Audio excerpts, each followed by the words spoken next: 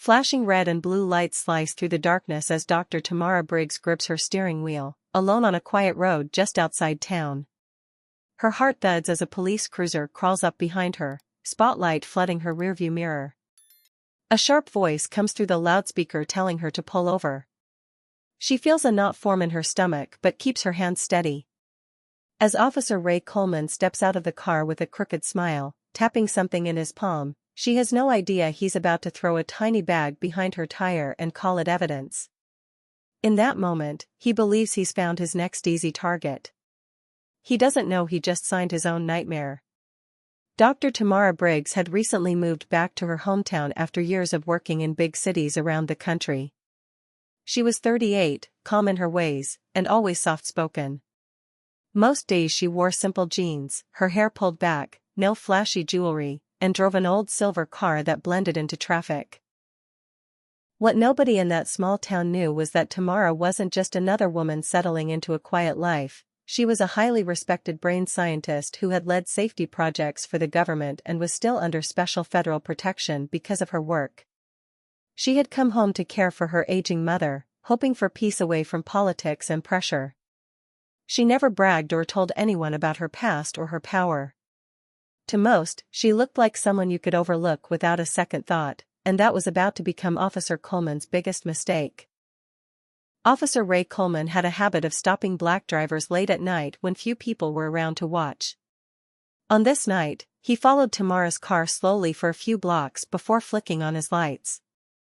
When she pulled over, he strolled up to her window with a grin that didn't feel friendly. He told her brake light was out, even though it wasn't, and asked her to step outside. While she stood by the hood with her hands politely visible, he circled behind her car. In one smooth move, he dropped a tiny plastic bag near the back tire. Moments later, he pretended to discover it and shouted that he had found drugs. Tamara stared in shock as he radioed for backup and twisted her wrists into cuffs. She tried explaining she didn't use drugs, had never even seen that bag before, but he spoke over her, acting like he was doing the town a favor. To anyone watching, it looked like just another routine bust. But to Tamara, it felt like her whole life was crashing down on the side of that lonely road. At the station, Tamara was led through a narrow hallway with flickering lights and pushed into a chair for booking. Officer Coleman joked loudly with another cop as they took her fingerprints and snapped a mugshot, treating her like a prize catch instead of a human being. He filled out papers quickly, listing her as a drug trafficker with a grin stretched across his face. Tamara sat silent, her hands shaking slightly, but she did not beg or cry. She watched him with a steady stare that made the rookie officer nearby shift uncomfortably. In the holding area, other officers whispered as Coleman bragged that he had nailed a big one tonight. Tamara could hear every word. With each passing minute, she felt her dignity stripped away layer by layer. Still, she refused to break. Deep inside, she kept telling herself to stay calm. Because one mistake like this could not wipe out the truth of who she really was. As Tamara's name was entered into the system for the final paperwork, something strange happened on the booking computer. The screen froze, flashed red, then displayed a warning message the officers had never seen before. A loud alarm sounded from the speaker above the desk. Within seconds, the police chief's cell phone rang, and his face turned pale as he listened. He rushed out of his office and stormed toward the booking area, staring at Tamara with wide eyes. "Uncuff her." "Now," he barked, his voice shaking. Officer Coleman stepped back, confused, as federal agents walked through the station doors and showed their badges. One of them looked straight at Coleman and said, "You just framed a protected federal officer involved in national security work." Tamara stood up slowly, calm as ever, while Coleman swallowed hard, realizing the woman he thought was an easy target was someone powerful enough to end his entire career, and she was about to. Within hours, an emergency investigation team from the Department of Justice took control of the station. They questioned every officer on duty and sealed Coleman's desk, locker, and patrol car. Tamara watched calmly as the same man who had laughed at her earlier was placed in handcuffs and read his rights.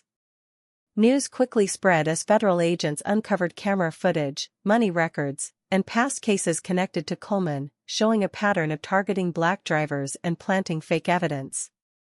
One by one, victims stepped forward, telling their stories of fear and unfair arrests. The rookie officer broke down and confessed everything he had seen, his voice shaking as he admitted Coleman did this often. By morning, half the town had gathered outside the station, shocked as Coleman was walked out in chains. Tamara did not gloat. She simply stood beside the lead agent while paperwork was signed for his official arrest, knowing justice had only just begun.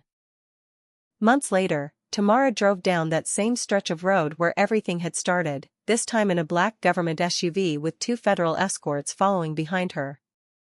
The night was calm, just like before, but nothing about her life was the same.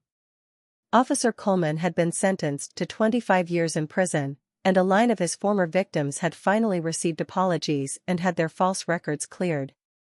The station was now under new leadership, with strict rules against racial profiling. As Tamara passed the spot where she once stood in handcuffs, she glanced at it briefly, then focused straight ahead with a quiet smile. She didn't need revenge speeches or applause, the truth had spoken for itself. A man who thought he could bury her had only dug his own grave.